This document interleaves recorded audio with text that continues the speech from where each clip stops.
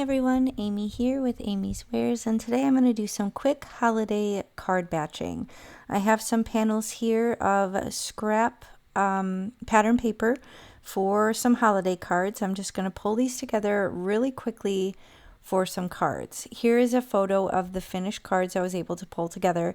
Now I do have some pre-batched items. Now you may be familiar with my sentiment book or my critter book. This is my simple strip book / holiday sentiment book. So I have a combination of these. I have a lot of these sentiments kind of cut out, ready to go. I also have these reverse sentiment strips from Simon Says Stamp. I'm going to trim some of these out with my paper trimmer here. And I'm going to have a lot of the components ready to go. I have card bases made.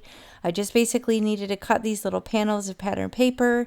I have the sentiments ready, and it's really just a matter of picking and choosing and pulling it all together. So if you need some holiday cards quickly, then I encourage you to kind of think of what components you can batch to save time and mass produce a bunch of cards.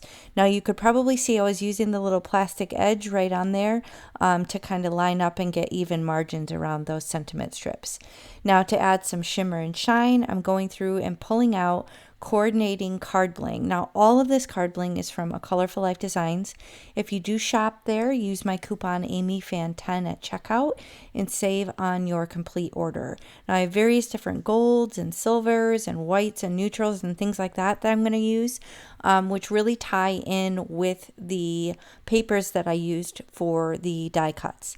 So I have hologram silver, satin matte gold, glossy white, and crystal metallic safari are the 4 that I used, and here are the finished cards. So I have the sentiments with different colored shadow layers. I have them popped up with some foam tape.